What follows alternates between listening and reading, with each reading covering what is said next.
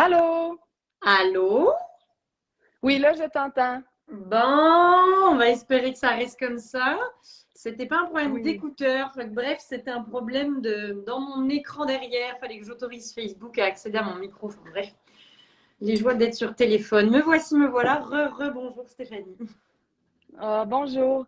Merci d'être là encore. C'est ce que je disais au tout début. Là, je suis vraiment, vraiment, vraiment contente de te voir. Comme vous savez, ceux qui ont essayé de se connecter mercredi dernier, on a eu des petits enjeux technologiques qui nous ont empêchés de tenir la discussion. Donc, on la remet aujourd'hui à notre plus grand bonheur à tous. Merci de t'être rendu disponible une deuxième fois. On sait à quel point des fois on peut être occupé, là. On a toujours du temps pour l'école des entrepreneurs. Ça va bien, il n'y a pas de problème.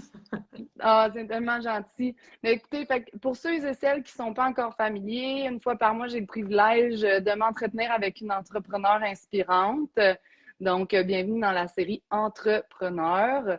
Cette fois, j'ai le privilège aujourd'hui de m'entretenir avec Claire Bardin, que vous devez connaître pour une partie d'entre vous, mais peut-être pas tous. Donc, Claire, veux-tu juste un tout petit peu te présenter pour que les gens sachent pourquoi on t'aime autant puis pourquoi on t'a invité à venir jaser avec nous? Bah oui, avec plaisir. Merci de l'invitation. Donc, je suis Claire Bardin. Je suis élève quand même de l'école des entrepreneurs. Je suis la fondatrice de Boreali, qui est une marque naturelle de soins inspirée du fleuve Saint-Laurent. Donc, nous, on s'est lancé en juin 2020. Donc, ça fait à peine un an et demi qu'on est sur le marché. Et puis bah voilà, moi je me prédestinais pas à être entrepreneur nécessairement, mais ça s'est présenté à moi, donc je suis très heureuse de ce choix de vie en fait. Donc je suis une heureuse entrepreneur, jeune quand même, mais très heureuse de l'être. Puis, juste pour qu'on situe les gens, là, tu sais, tu nous disais, quand on se parlait toutes les deux avant, bon, avec l'accent, on réalise effectivement que tu es arrivé au Québec. Dis-nous, ça fait combien de temps que tu es ici? Puis, qu'est-ce que tu as fait comme étude avant de te lancer dans l'entrepreneuriat? Oui, totalement. Alors moi, je suis arrivée en octobre 2015. Je suis arrivée à 23 ans. Je venais à la base pour un stage international avec l'organisation, l'Office franco-québécois pour la jeunesse, donc l'OFQJ. Donc j'étais diplômée d'une maîtrise en droit en France. J'avais travaillé un an plus ou moins dans mon domaine. Et là, j'avais le goût d'ajouter une ligne internationale, mais quand même confortable, donc francophone, à mon CV. Donc, c'est le Québec, Montréal qui m'a appelé. Et puis, ben, je ne suis pas repartie. Donc, l'histoire qui devait durer 5 mois fait 6 ans, comme beaucoup de francophones sur Montréal. J'ai travaillé dans le milieu de la santé pendant 5 ans, quasiment 4 ans en fait. J'étais chef de service au centre hospitalier de l'Université de Montréal. Et puis finalement, en décembre 2019, j'ai décidé que cette aventure professionnelle-là s'arrêtait pour moi, pour pouvoir me consacrer dès janvier 2020 à Boreali, puis à ce feu qui commençait à brûler intérieurement un peu trop fort. Donc voilà, mon parcours. Je ne suis pas du tout issue d'une famille d'entrepreneurs non plus. On ne parlait pas d'entrepreneuriat dans ma famille. Mais je pense que ça c'est. J'ai toujours dit, hein, si tu es capable de quitter ton pays, tu es capable de quitter un job aussi superbe et payant soit-il. Donc, à partir du moment où je me suis dit ça, je me suis dit que j'avais pas d'excuse pour ne pas me lancer et essayer de vivre l'aventure entrepreneuriale. Donc voilà, j'ai tricoté ma pelote comme ça. Donc voilà. Puis ce que tu viens de dire, c'est tellement ce qui explique probablement comment ça se fait que les immigrants entreprennent 2 fois plus que les locaux. C'est parce que l'audace que ça prend pour quitter un pays est partiellement celle aussi que ça prend à plusieurs égards pour Ouais. lancer une entreprise, pour changer d'emploi. Fait que, en fait, vous l'aviez déjà expérimenté Ouais. dans d'autres cas. Là. Puis je vois dans les commentaires que Sandrine Duplessis, elle aussi, c'est une autre des entrepreneurs qu'on aime beaucoup à l'école. Puis elle aussi, elle est française, elle est venue s'installer ici pour faire de la pâtisserie. Tu la connais sûrement, elle aussi, elle est dans le coin de Rimouski. Pâtisserie et gourmandise d'Olivier. Fait on le voit beaucoup, justement, hein, cette capacité à sortir de sa zone de confort, en fait, Mm-hmm. est comme nécessaire en entrepreneuriat comme en Ouais. immigration. Ben parce que Puis tu sais, là, tu me disais, on connaît personne vas-y, quand vas-y. on quitte, on arrive ici, on connaît personne. Et on dit que c'est essentiel de s'entourer en affaires. Donc moi, les corollaires, j'en vois vraiment plein. Et oui, je ne suis pas surprise que les entrepreneurs immigrants, enfin que les personnes qui suivent l'immigration entreprennent parce que c'est comme si plus rien nous fait peur. Et pourtant, j'arrive de France, hein, j'arrive pas d'un pays plutôt instable, donc je suis quand même privilégiée, mais je comprends cette ambition pour la plupart d'entre nous de se créer sa propre vie de A à Z finalement. Puis je trouve ça intéressant ce que tu nous dis. Tu sais, bon, t'es arrivé ici, finalement, t'es resté, t'es tombé en amour avec le Québec, comme beaucoup de Français qu'on côtoie, là. Pour la petite histoire, mes parents sont français aussi, donc une génération avant moi, il y a déjà quelqu'un qui s'est accroché les pieds ici. Fait qu'on dirait qu'on le voit plus dans cette situation-là. Tu as été en santé, qui est un domaine, on va dire, relativement stable, dans le sens où les gens qui travaillent en santé ont généralement des emplois assurés, tout ça.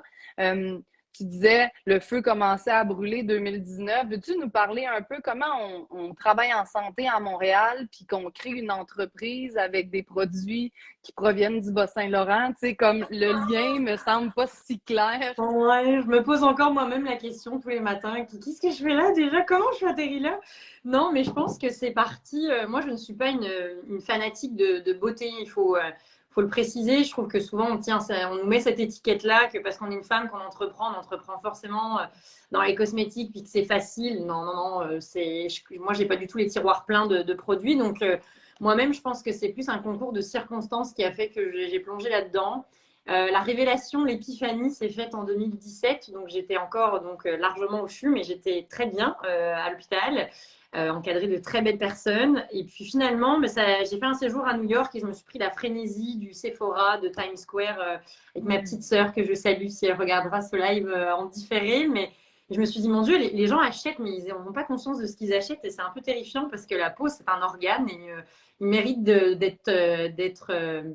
qu'on en prenne soin de la même façon qu'on prend soin de nos poumons ou de nos reins ou de notre gorge. Bah, la gorge, non, mais en tout cas. Et donc, ça m'a sensibilisée. Puis après, on est rentré au Québec. On a fait une fin de semaine au phare du Pot à l'Eau-de-Vie, donc qui est au large de Rivière-du-Loup. C'est un phare absolument incroyable. Je salue d'ailleurs la société du Vénor qui fait ça. C'est des fascinés du fleuve, des amoureux de la nature. Et donc, c'est un phare. On était gardien de phare en fait pendant 48 heures, Mathieu et moi. Donc, mon mari est cofondateur. Et là, je pense que je me suis pris la claque, en fait. C'est comme si deux fils se sont rattachés. Je me suis dit, mais il faisait un temps épouvantable, donc on se prenait littéralement le fleuve dans la face à chaque fois qu'on sortait le nez dehors. Mais je me suis dit, mais il y a quelque chose à faire quand même. Et à ce moment-là, sur cette île qui fait 1 km², il y avait un biologiste belge, amoureux du fleuve lui aussi, souvent en pèlerinage scientifique dans notre beau coin du Québec. Et il m'a dit, mais ici, vous avez des trésors dont vous ne faites rien. Et en fait, c'est scandaleux de ne pas mettre en valeur un fleuve comme vous avez, des ressources naturelles comme vous avez. Fait que je peux vous dire que le retour Rivière-du-Loup Montréal, c'est comme si moi, là, ça y est, j'avais le souci de consommer mieux et plus local, avec des ingrédients plus, tu sais, on est dans une industrie où plus c'est exotique, mieux on a l'impression qu'on performe ou que le marketing fonctionne, mais moi, ça ne me rejoignait pas du tout.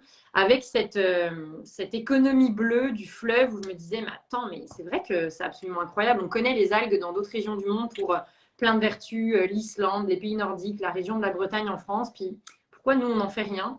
Et de fil en aiguille, j'ai rencontré des personnes qui m'ont démontré qu'en fait, il y avait tout un chaînon déjà, toute une chaîne de valeur autour de la biodiversité marine au Québec, mais que souvent, il manquait le dernier maillon de la chaîne, à savoir la personne ou l'entreprise qui va commercialiser tout le savoir et le savoir-faire qui jalonne cette industrie-là. Donc, en fait, les gens nous ont favorablement accueillis parce qu'il était comme un peu temps que on boucle la boucle et qu'on crée vraiment de la valeur et qu'on rencontre le client.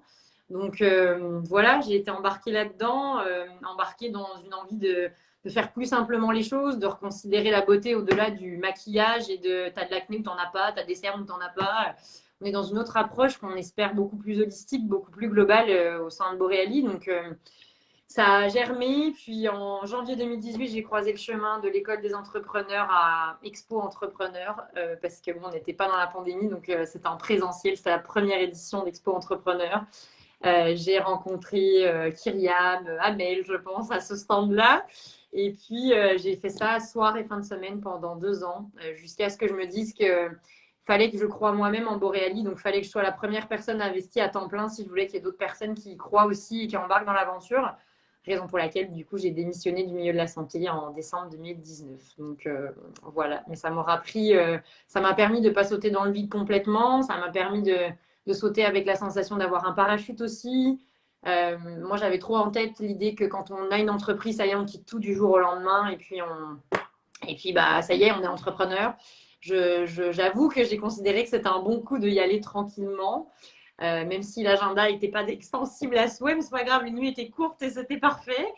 Et très contente d'avoir pu planifier mon départ. Je pense que je me suis sécurisée. Puis j'ai un peu lutté contre mon syndrome de l'imposteur à ce moment-là aussi. Fait que c'était pas mal.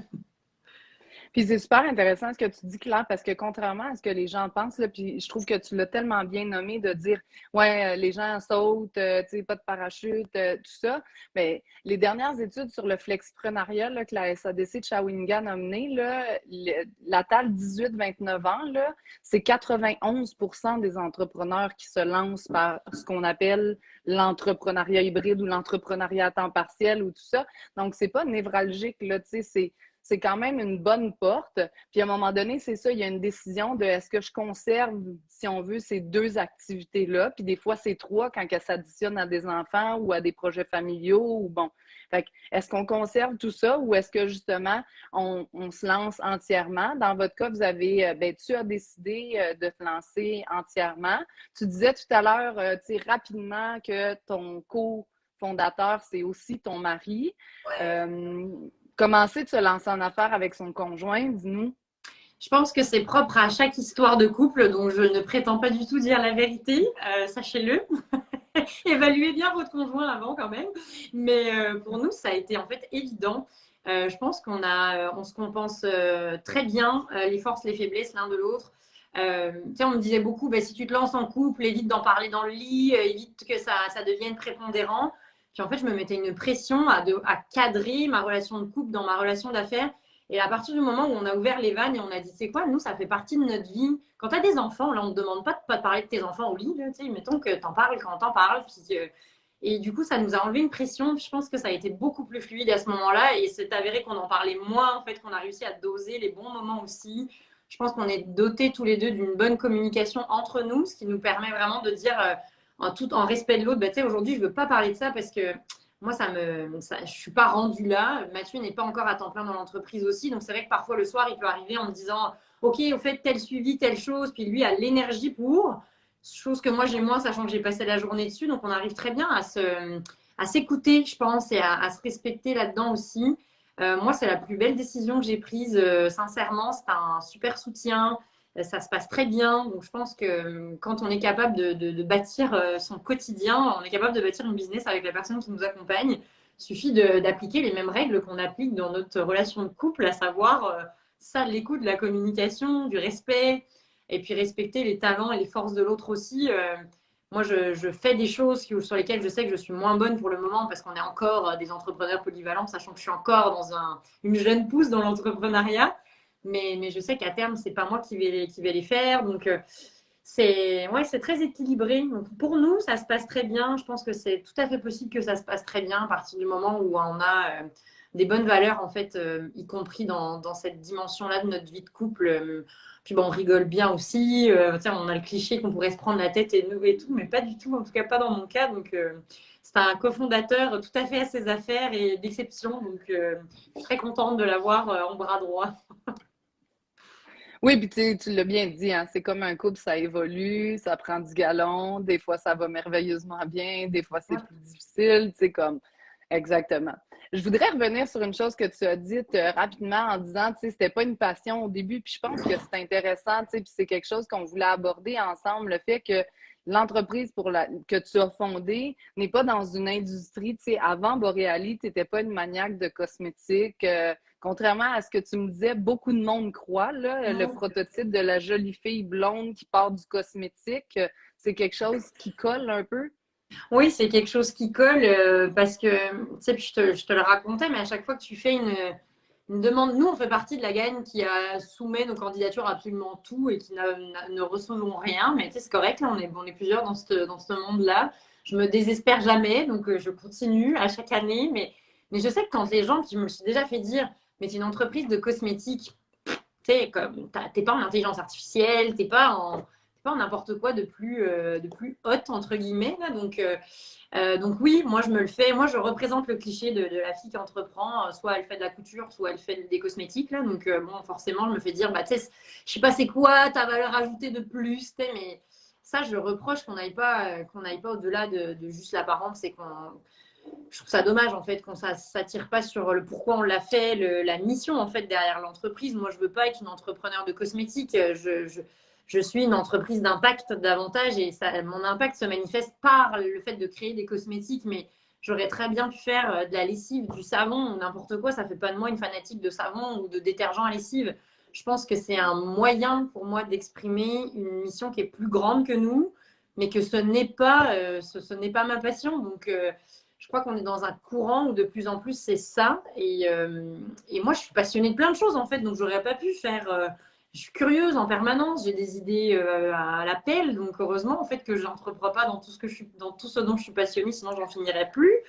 Mais je crois on est une autre génération aussi à vouloir faire une différence. Puis après, ben, j'aurais très bien pu faire des sacs à lunch ou n'importe quoi, je sais pas, mais moi, ça s'est manifesté comme ça. Donc oui, ça colle à la peau, la cosmétique féminine, là, parce qu'en plus, c'est vrai qu'il y a beaucoup d'entreprises qui se lancent dans dans ce domaine-là, effectivement. Je pense qu'avec l'achat local, c'est la redécouverte de notre terroir québécois et des richesses naturelles qu'on a, et effectivement, on n'est plus les seuls, puis on ne le sera jamais. Mais si j'avais voulu être la seule dans une industrie, je pense que je me serais jamais lancée en entrepreneuriat. Tu sais, je pense que c'est fini de tenir la pépite simplement que tu livres un produit différent par qui tu es, dans le message que tu adresses et la façon de faire du business qui, pour moi, je crois, est bienveillante. Donc moi, ça me fait plaisir d'être à table avec des gens qui font des cosmétiques et plutôt de me dire « Ah, mais tu parles à tes concurrents ». Non, je ne parle pas à des concurrents, je parle à des gens qui veulent faire avancer l'industrie. Notre mission, elle est de mettre des bons produits dans la tête et entre les mains de clients. Donc, tant que la beauté naturelle n'est pas la norme, on a encore du chemin à faire. Donc, c'est plus des alliés que des concurrents. Là, tu sais, je pense qu'il y a beaucoup à faire là-dessus, effectivement. Mais enfin, je dérive un peu de ta question. Mais oui, il y a des idées reçues sur la blonde qui entreprend en cosmétique. Mais je vis avec et je l'assume. Mais je pense que je suis. Ouais, c'est ça que j'ai un propos plus qu'un produit. Je pense que c'est peut-être ça qui me différencie aussi. Puis je pense que c'est quelque chose, là, tu sais, je voyais un commentaire de Sabine Canel, qui est une des entrepreneurs aussi qu'on accompagne, puis elle disait, tu sais, abat les préjugés, tu sais, merci pour ton discours. Puis t'es pas la première entrepreneur que je reçois qui a ce discours-là. Le printemps dernier, on a parlé avec Caroline Néron, là, qui, elle, est en bijouterie, là, tu sais, elle faisait des bijoux et tout ça. Puis au début, on lui demandait toujours, bon, c'est bien beau que toi, tu crées, là, mais tu sais, qui est derrière la business? Puis là, elle était comme, ben moi. Puis il était comme non, non, mais je parle, tu sais, comme de Ouais. celui qui finance. Fait que là, comme, ben, moi. Fait que, il y a comme, tu sais, il y a encore à certains égards une partie de. Moi, j'ai même discuté avec certains entrepreneurs qui, comme toi, étaient en couple. Dans certaines situations, ils envoient leur chum parce que, encore à ce jour, ben, il y a des enjeux parfois, ou en tout cas, il y a des préjugés Ouais. lorsque elle y allait. Avec le temps, ils l'ont vu justement comme une super force parce qu'en étant un duo, ben là, tu peux ratisser beaucoup plus large. Mais effectivement, là, tu sais, je pense que il est temps de pouvoir être, c'est le bon mot, là, tu sais, être ce qu'on veut, mettre de l'avant ce qu'on souhaite, avoir un message, tu sais. Ouais, Puis dans ce vraiment. que tu dis qui m'interpelle aussi, là, il y a comme le fait de je ne suis pas mes produits. Tu sais, Ouais. je trouve ça super intéressant, cet aspect-là. Oui, parce que, puis, tu sais, je chemine là-dessus parce que je te dirais que la première fois que, tu sais, quand tu commences à vendre, que tu as maturé un produit pendant X années, puis que c'est ton bébé, là, puis tu as l'impression que le monde attend Boréali, alors que c'est plutôt toi qui l'attends vraiment très fort. Mais tu sais, les premières remarques qui sont pas nécessairement négatives, mais qui sont des commentaires parfois même constructifs à l'égard de ton entreprise dans les premières semaines où tu te lances, mon Dieu, que moi, ça m'atteignait. C'était vraiment, on rejette Claire Bardin, ça marche pas ce que Claire, elle fait. Tu sais, je me disais à moi-même, là, tu sais, sortir le fouet et puis toujours s'en mettre plus, là, mais puis en fait, je me détache progressivement de ça et en fait, je m'aperçois que ce qui m'intéresse dans l'entrepreneuriat, c'est la différence qu'on fait, c'est les gens qu'on rencontre, c'est la bienveillance qu'on propage, les collaborations qu'on tisse, davantage que ma production de crème, je l'aime et j'y mets toute la rigueur et l'intérêt qu'est le mien, évidemment, parce que c'est ça mon véhicule. Mais non, je suis pas une fanatique de ça. Je pense que je ne suis pas mes produits, effectivement. Donc, c'est faut cheminer. C'est difficile. Hein. Puis moi, je ne suis pas encore l'as dans la maîtrise de ça. Mais sur Claire Bardin, elle fait d'autres choses aussi que son entreprise. Puis, j'avais cette discussion cette fin de semaine avec des entrepreneurs, peut-être certains sont connectés, là, qui sont proches de moi, mais à dire, ah oui, je fais beaucoup du Boréali, puis j'ai comme parfois le travers d'avoir recréé du 8 à 5 dans ma liberté d'entrepreneur, puis que j'ai besoin de me reconnecter à, attends, mais tu fais pas que ça, Claire, en fait, tu as choisi d'être entrepreneur pour avoir du temps, pour avoir une liberté, une certaine créativité. Et puis si je m'enferme dans, ok, mais j'ai des meetings de 8 à 5, 5 jours par semaine, ben, je m'éteins en fait. Et ce qui ne me plaisait plus dans ma job conventionnelle, ben, je suis en train de le refaire dans ma job actuelle. En fait, j'ai créé mon entreprise et ma job. Donc c'est important quand même de réussir à se créer des soupapes de respiration, de créativité, de reconnecter à son cœur aussi, parce que sinon c'est trop facile en fait de gérer de la prod, de gérer des réseaux sociaux, de gérer ci, de gérer ça. Donc non, je ne suis pas seulement mes produits, je ne suis pas seulement ma business. Mais par contre, elle fait partie de mon quotidien, évidemment. Mais l'entrepreneur qui se lance a tendance à tout mettre l'énergie sur ça, hein, et à s'oublier peut-être un peu. En tout cas, moi, je sais que par moment, je l'échappe, mais mon corps me ramène à hep, hep, hep. Tu feras attention, tu as besoin de faire autre chose. Donc, j'ai la chance de me sentir aller quand c'est comme ça, puis de me ramener. Mais c'est ouais, je ne suis pas juste mes produits, clairement pas. Si dans 5 ans, Boréali devient autre chose, ben, c'est parce que j'aurais le goût que la mission, elle se transforme autrement. Puis, je ne suis pas attachée au fait de vendre des crèmes. Je pense que c'est important. Ça va évoluer, puis on va voir les opportunités qui se présentent en temps et lieu. Pour le moment, on vous rassure, on vend ça et on le fait bien. Mais il ne faut pas être fermé, je pense pas quand on est entrepreneur. Sinon, on s'est trompé de vocation. Tout à fait. Puis on l'a vu beaucoup, entre autres, hein, grâce à la pandémie. Ceux qui étaient très statiques puis qui étaient comme un peu assis dans un confort se sont fait brasser comme tous les autres. Mais on a vu ceux qui étaient habitués de s'auto-brasser ou de toujours réinventer ou recréer, avoir une plus grande facilité, si on veut, à pivoter lorsque ça a été nécessaire. C'est important de continuer à se questionner puis de se donner le droit. Je trouve ça. Puis tu disais quelque chose, on est quand même un peu formaté, là, ne serait-ce que l'école, le fonctionnement au quotidien, le fait d'avoir travaillé. Puis moi, je vois une corrélation entre ceux qui ont été plus longtemps employés que entrepreneurs. Là, je veux dire, à un moment donné, ça commence à faire plus de temps. Mais plus tu as été employé avant de devenir entrepreneur, plus le carcan dans lequel tu entres est le modèle habituel dans lequel tu vivais. Puis comme toute chose, il correspond excessivement bien à certaines personnes. Il y a des gens pour qui de faire, par exemple, du 8 à 4 ou du 9 à 5 ou du 8 à 6 ou peu importe, c'est quelque chose qui est bénéfique pour eux, ça donne une certaine constance, ça donne un équilibre, puis c'est parfait. Mais il y en a d'autres pour qui, justement, des fois, de se donner le droit de ne pas travailler une matinée, de travailler plutôt le soir parce que c'est le bon moment, de travailler la fin de semaine parce que notre vie, elle est balancée comme ça, de travailler les soirs, pas les vendredis. C'est important aussi de rappeler, dessiner une entreprise à votre image, puis même si elle croît, même si vous avez de nouvelles responsabilités, naturellement, à certains moments, il faut les remplir et donc ça occupe énormément de notre agenda, mais je pense qu'il y a quand même une grande importance à s'accorder le droit de la dessiner un peu comme elle nous convient, nonobstant ce que les autres en penseraient, là. Oui, tout à fait. Je te rejoins complètement. Je pense on s'en rend pas compte, mais il y a un paquet d'injonctions qui s'imposent plus ou moins à nous, en fait, quand on devient entrepreneur, parce qu'on te dit tellement, tu peux tellement lire, la recette parfaite, c'est ça, puis ci, puis ça, mais tu en oublies, en fait, un peu ton cœur, que oui, c'est facile, mais il faudrait faire ça. Mais à partir du moment où j'ai été sensible à faut que, oulala, j'ai créé un monstre parce qu'il y a plein de choses où je disais non, non, non, faut pas. Puis je le vis parce que dans l'industrie des cosmétiques, les entreprises sont habituées, donc les clients sont habitués à ce qu'il y ait une nouveauté tous les 6 mois, tous les 6 jours, toutes les 6 heures, là, peu importe, mais ça roule beaucoup. Mais nous, on n'en a pas fait de nouveauté. En fait, on a eu le culot, mais qui pour moi faisait du sens, de maintenir uniquement 3 produits pendant un an et allez, pendant 18 mois quasiment. On vient de faire des nouveautés cet automne, mais qui sont en édition limitée. Puis parce que j'avais pas envie, tout le monde me disait faut que tu sortes un exfoliant visage. Ben en fait non, faut pas. De un parce qu'il y en a des milliards d'autres qui sont bons, puis que tu meurs pas en ce moment, ta peau n'est pas exfoliée parce que Boréali n'a pas créé un exfoliant là. Puis ça m'appelle pas de créer ce type de produit là, mais au début je les ai fait les soumissions. Hein. J'ai demandé à mon labo de me soumettre à une soumission d'exfoliant. J'ai créé la recette avec eux. Puis au moment tu vois, c'est là qu'on voit que c'est avantageux d'avoir son cofondateur pas très loin. C'est que j'envoie le mail, je le prévois pour le lendemain matin. Je vais me coucher, j'arrive pas à m'endormir, puis je me relève, je dis à Mathieu, j'annule le courriel, je ne peux pas faire ça. Je suis en train de répondre à une injonction qui n'est pas mon souhait profond.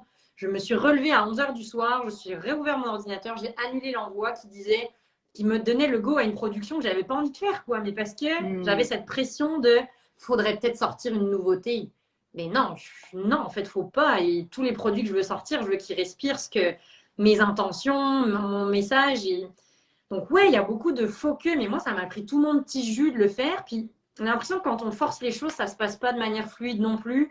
Là, c'était un peu brouillon avec le labo. On n'arrivait pas à arriver sur quelque chose d'hyper linéaire, fluide. Puis à partir du moment où j'ai dit, ben, finalement, on ne fera pas ça, je vous contacterai si on fait quelque chose d'autre à un moment donné. Et je me suis sentie, moi, plus légère. Puis les relations autour, puis l'avancement de Boréali a quand même déroulé aussi d'une autre manière. Fait, je crois que c'est définitivement important de, comme tu dis, il y a des obligations. Quand c'est la fin de ton année financière, évidemment, il faut faire tes états financiers, mais encore là, dans la manière de le faire, faut s'écouter beaucoup. Et je suis pas parfaite, loin de là, mais j'apprends à reconnecter un peu à ce que j'ai vraiment le goût de faire et ça fait toute une différence.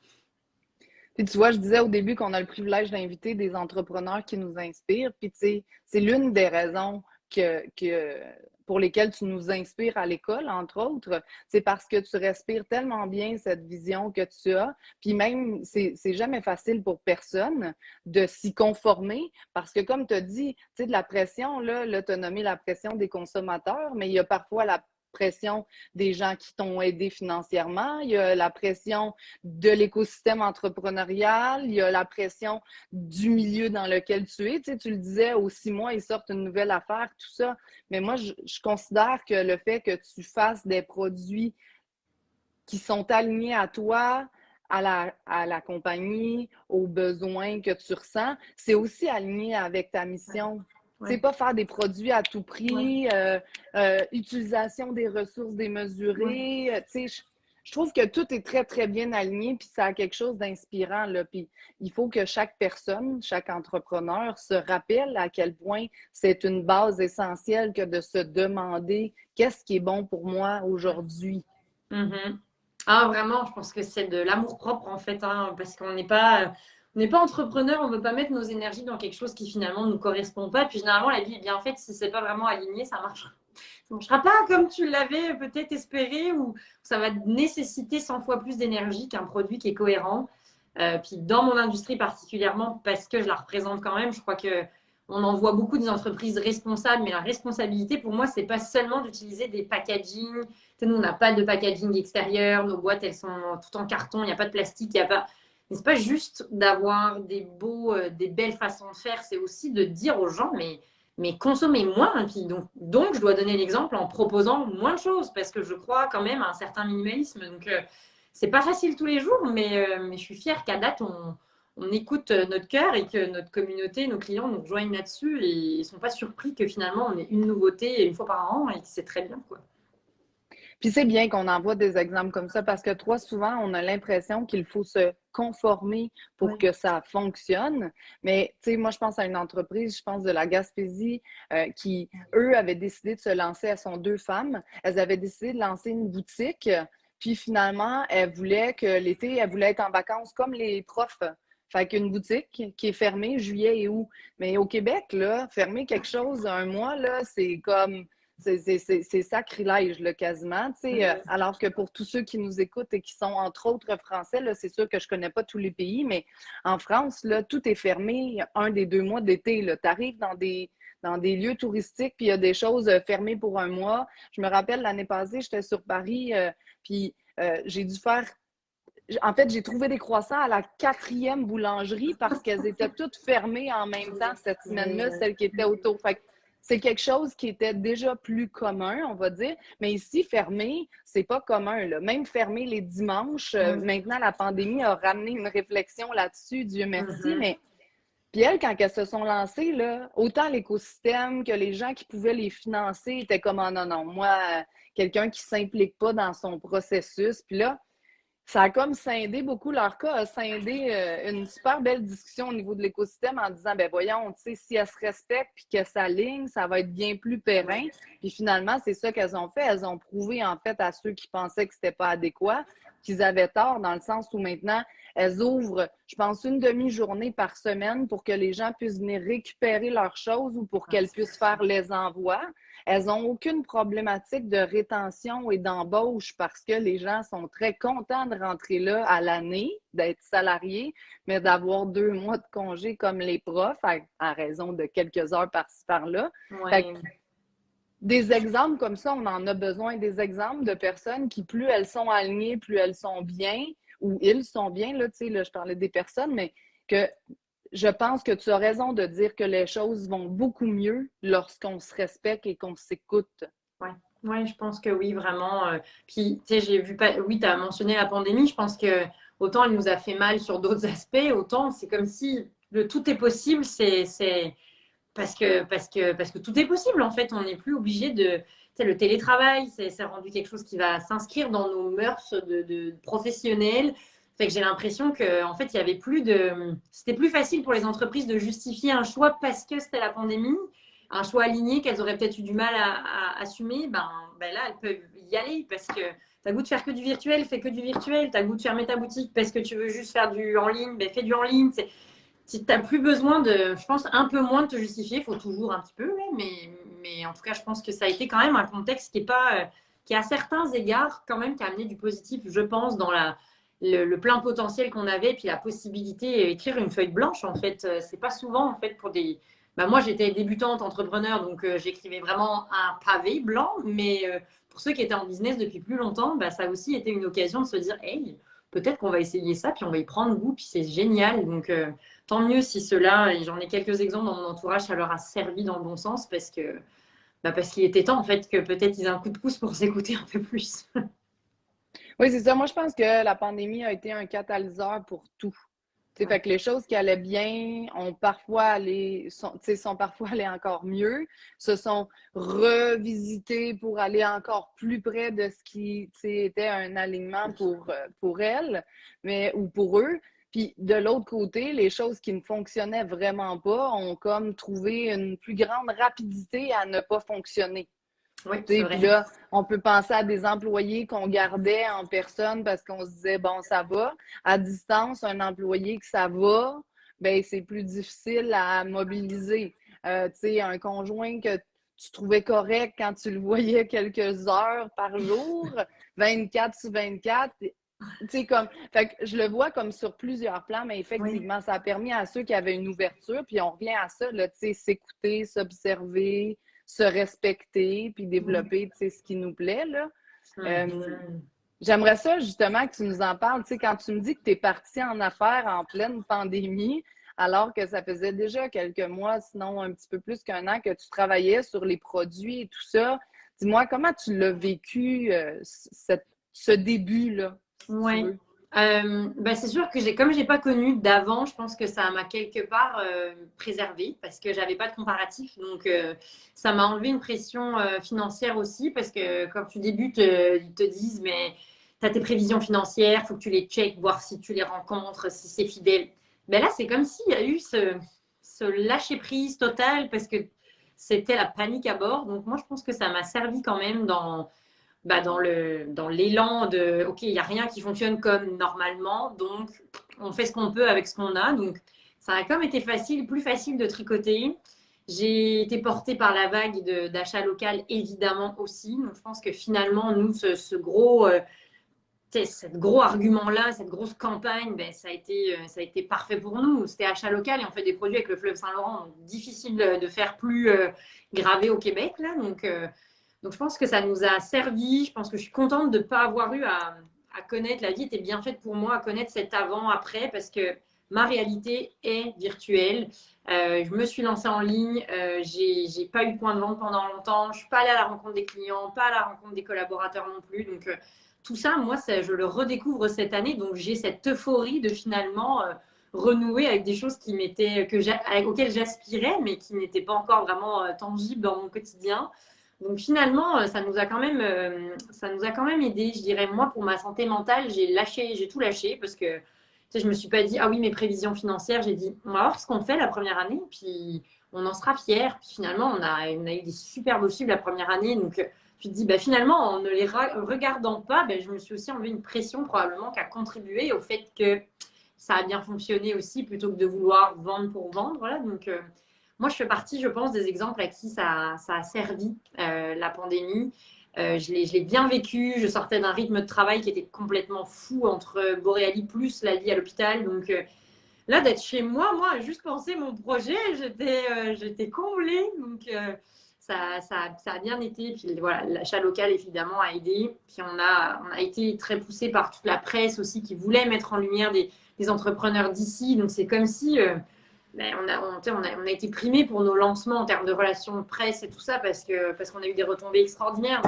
Mais parce que le timing, il y a eu du travail évidemment, on a su trouver les bonnes personnes évidemment, mais il y a quand même eu un terreau fertile à ce qu'on puisse mettre des graines pour Boreali puis qu'elles fleurissent tranquillement. Donc moi je pense que finalement ça m'a préservée de ne pas connaître l'avant.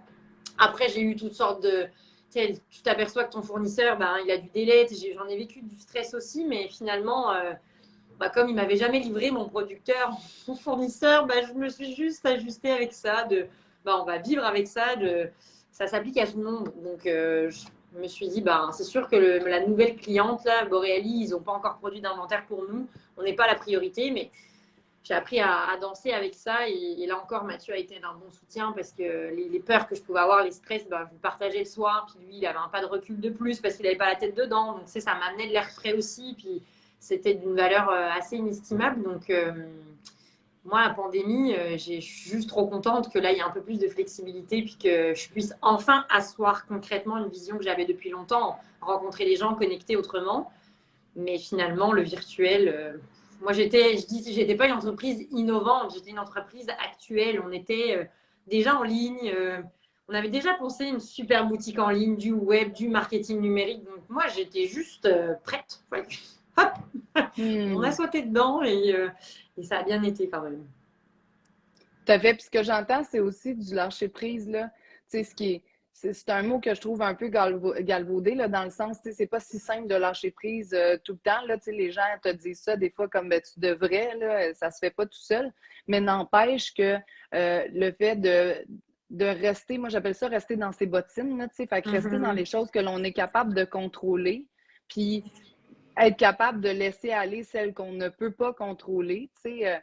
Je trouve que c'est ultra inspirant ce que tu me dis. Puis, je pense que là aussi, sur ton niveau de stress, sur ton niveau d'attente, tu as pu mettre tes énergies, en fait, au bon endroit. Donc, là où ça peut payer, là où ça va aider, là où... Parce que d'être de l'autre côté à t'angoisser pour quelque chose que tu ne peux pas contrôler, ben malheureusement, ça n'aurait pas été ultra utile et surtout efficace là, pour ce que tu faisais. Fait que j'entends que dans ton lâcher-prise, ça t'a servi. Là. Oui, ça m'a servi, puis j'apprends encore beaucoup là-dessus parce qu'il y a des situations, tu vois, encore hier à l'entrepôt, on n'a pas reçu la bonne commande de notre fournisseur, mais j'avais le choix d'hurler puis de me dire ah, mais mon Dieu, mais comment je vais faire, mais le fait est que même en perdant d'énergie sur ça, ça ne va pas remplacer ce qui m'a livré et ce que je n'ai pas. Donc tu sais, je suis comme, je vais lui faire un courriel, puis je vais l'appeler demain matin, puis je l'ai eu au téléphone ce matin, puis on règle le truc. Mais faut le faire parce qu'en fait, au début, tu as tendance à sticker sur quelque chose qui ne fonctionne pas. Puis moi, j'ai ce biais d'être beaucoup dans l'énergie de résultats, de performance. Je sais que je l'ai, mais l'entrepreneuriat m'oblige à une forme de douceur envers moi-même parce que de toute façon, même si je m'énerve, je ne peux pas changer la situation qui est extra horripilante devant moi en ce moment. Donc, bah, tu prends une grande respiration, tu prends une marche. Hier soir, bon, j'ai pris un bain. Il fallait quand même que je fasse descendre ce qui m'envahissait de merde. C'est pas ça que j'attendais. Mais une fois que c'est fait, ben, en fait, j'ai pu mettre mes énergies sur autre chose. Et ce matin, j'étais productive sur quelque chose sur lequel j'avais vraiment une retombée potentielle de mon action à moi. Donc, ça se cultive, je pense, parce qu'il y a des jours où je l'aurai moins, il y a des jours où je l'aurai plus. Et c'est ça aussi que l'entrepreneuriat m'apprend, c'est qu'il n'y a pas une journée pareille dans mes réactions, parce qu'il y a des matins, je vais me lever du bon pied, il y a des matins où j'avais rien à l'agenda, puis je suis une machine, puis il y a des matins où j'ai un agenda plein et j'ai rien envie de faire. J'ai l'impression que ça nous challenge à toujours faire wow, ok, ok, ok. C'est un miroir, mon entreprise. Tu sais, je peux pas lui appliquer la même recette chaque semaine, ça marche pas. Puis à partir du moment où tu comprends ça, ben, j'ai l'impression oui, il y a des matins où je vais être plus irritante et irritable, mais quand même, elle me renvoie ce que je suis capable de faire au mieux à ce moment-là donné, puis ce sur quoi je ne dois pas passer d'énergie. C'est un super bon coach, ma business, en fait. Ah, tellement. Tellement. Moi, je dis souvent qu'il y a beaucoup, beaucoup d'apparenté entre la maternité et l'entrepreneuriat. Puis c'est un peu ça, tu sais, ce que tu viens de nommer, le fait que ce soit comme, c'est une image extraordinaire de toi. Puis Ah en ouais. fait, ça t'amène à travailler, à renforcer les côtés positifs et à travailler ceux qui sont moins efficaces ou en tout cas qui ne te servent plus dans cette situation-là. Ah, une Fait que c'est un grosse, méchant grosse démarche de développement personnel d'être entrepreneur, clairement. tellement. Puis c'est super intéressant justement parce que ça t'amène à te demander, tu sais, qu'est-ce qui est dans ma cour, puis qu'est-ce qui est dans ma responsabilité, tu sais, dans le sens, qu'est-ce que je peux faire moi aujourd'hui pour améliorer la situation dans laquelle je suis, puis qu'est-ce qui, à l'inverse, ben c'est pas tout à fait dans ma cour. Tu sais, tu disais, je sais déjà que certaines des choses que je ne ferai pas, tu sais, quand je ne serai plus aussi... Polyvalente. Oui, c'est ça, j'adore le mot que tu utilises. Moi, des fois, je dis femme pieuvre, là. Tu sais, Oui, où est-ce c'est que là, ça. tu fais comme un peu de tout. Euh, puis c'est extraordinaire de réaliser justement, ben moi, mes grandes forces puis mes super talents, ce sont X, Y, Z. Puis quand j'y mets mon attention et mon énergie, tout ça fleurit. Alors qu'à l'inverse, si jamais je mets beaucoup d'énergie sur les choses que j'ai moins de talent, j'ai moins d'aptitude, j'ai moins d'intérêt, ben là, c'est 2 fois plus d'énergie dépensée pour quelque chose qui paye encore moins. Fait que des fois, il est Ouais. bien plus bénéfique d'aller chercher l'aide dont on a besoin, là. Oui, complètement. Tu sais, moi, je suis une chef d'orchestre. Hein. Je ne fais pas le marketing chez nous, c'est pas moi. Mais je suis toujours en consultation. Je donne l'impulsion, mais j'exécute pas parce que j'ai pas ce talent-là. J'ai étudié en droit, donc bon, les avocats sont pas réputés pour être vraiment bons en marketing.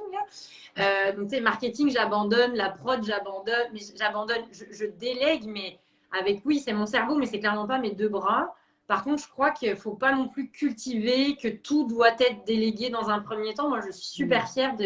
Il y a des tâches qui, pour moi, sur le papier, quand dans ta signature de courriel, c'est PDG, mais oui, c'est parce que c'est le titre que j'ai, mais je suis aussi commis d'entrepôt, comptable à mes heures perdues, mais j'aime encore nourrir ces tâches-là parce que je sais que quand je vais déléguer à quelqu'un, de un, je vais savoir l'intention que je veux qu'ils aient, eux, dans la tâche que je vais leur donner.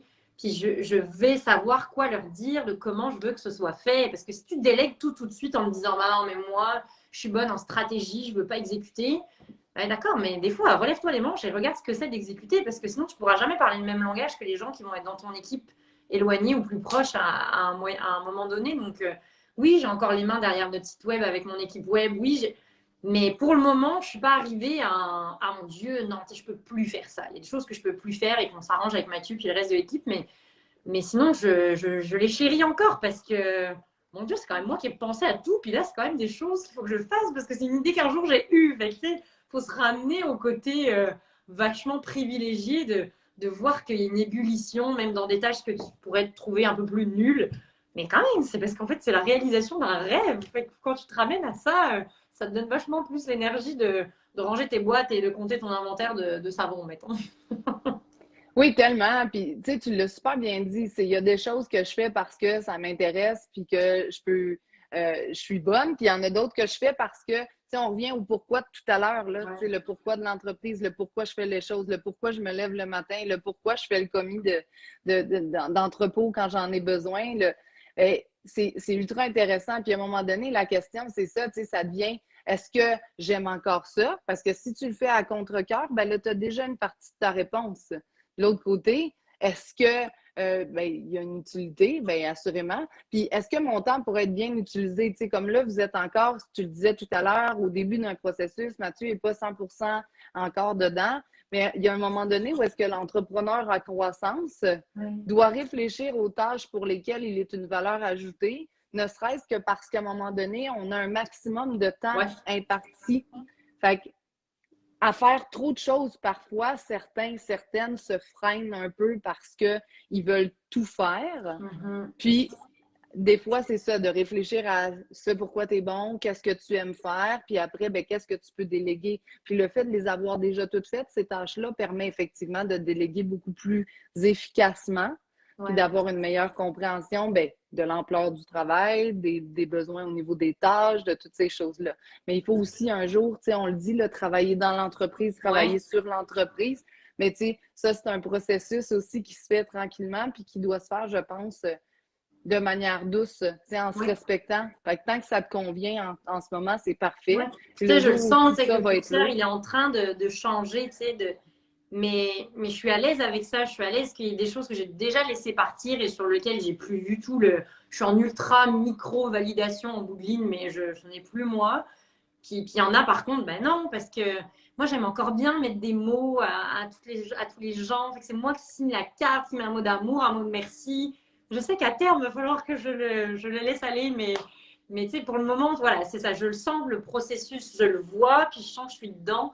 Puis c'est le fun, en fait, de sentir que tu n'es pas statique aussi. Tu sais, ça veut dire quand même que c'est bon signe et que l'entreprise évolue et toi avec. Tout à fait. Puis peut-être que tu vas continuer à aller signer les cartes. Là. C'est peut-être que ça va faire partie des tâches discrétionnaires que tu vas garder, même s'il n'y a pas de valeur de performance au bout de cette tâche-là. Tu sais, il y a tout ça aussi. Là. Moi, j'ai rencontré Marie-Pierre Saint-Hilaire qui est à la tête de Gendel, là, qui est quand même parmi les plus grosses PME au Québec. Puis c'est ça qu'elle disait. Elle disait, après 14 ans en affaires dans cette entreprise-là, elle a comme réalisé qu'il y a plein de choses qu'elle faisait. Puis c'est ce qu'on se disait tantôt, qu'elle faisait parce qu'il fallait. Puis aujourd'hui, elle l'a redessiné, puis elle fait ce qui lui tente. Puis parmi les choses qui lui tentent, il y avait le design d'intérieur de ses bureaux. Mais tu sais, peut-être qu'il y a quelqu'un d'autre qui aurait pu le faire, mais elle, c'était son dada, elle aime ça, elle trouve ça le fun, elle aime créer les espaces pour ses collaborateurs et tout ça. Fait qu'il y a aussi la possibilité discrétionnaire de choisir ce que tu veux garder dans le fait d'être la personne qui l'a parti. Là, oui, c'est un très bon point, note à moi-même.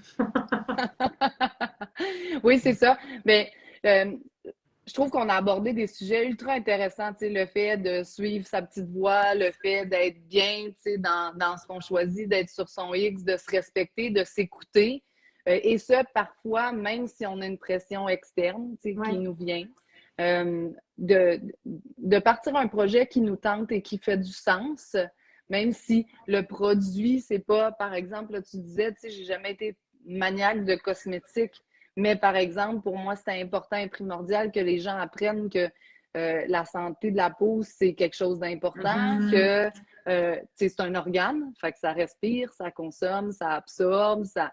Fait que, il y a comme tout ça d'important puis d'intéressant. Ça permet, je pense, aux entrepreneurs qui nous écoutent de se donner le droit d'être un petit peu plus eux-mêmes aussi puis de faire des choix qui sont alignés à ce qu'ils sont. Oui, puis c'est un défi tous les jours, mais je pense que si on choisit d'être entrepreneur, c'est parce qu'on a une envie aussi de créer par nous-mêmes. Fait que la flamme du début, faut pas l'éteindre, faut essayer de la cultiver au contraire, même si des fois on se fait peur parce qu'on se dit sérieux, j'ai vraiment envie de faire ça, mais justement, faut se laisser un peu guider et peut-être pas trop planifier. C'est aussi ce que nous a appris la pandémie, que des plans quinquennaux, là, on oublie ça. Là. On fait des plans déjà à la semaine, des fois ils se tiennent pas, donc on se laisse cette possibilité de recréer des choses. Puis moi, souvent, on m'a posé la question, mais du coup, Boréali, je pense que tes enfants, ils prendront ça, ils prendront la relève. De un, on n'est pas parents encore, fait que laissez-moi une marge. De déjà, moi, vivre mon entreprise. Puis de deux, je le sais pas.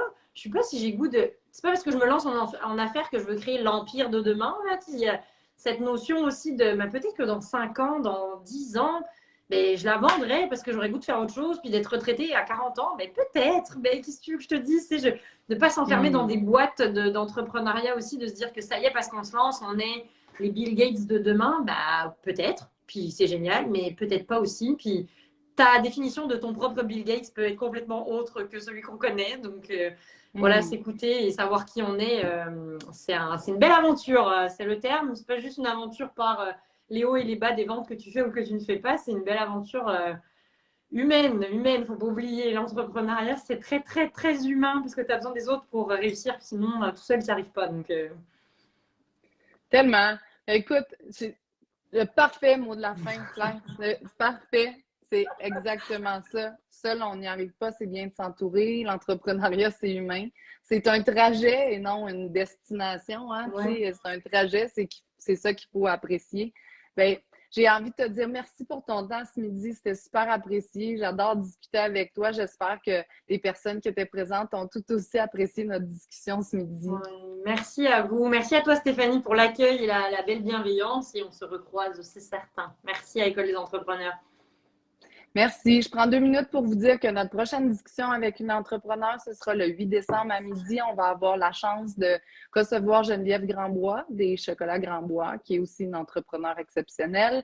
Donc, soyez au rendez-vous. Puis suivez-nous sur les médias sociaux pour la stratégie féminine. Claire, tu vas te promener maintenant sur notre YouTube et sur le Facebook de l'école, partageant en grand nombre. Merci beaucoup à tout le monde. Infiniment. Prenez soin de vous, tout le monde. Bye bye. Bye bye.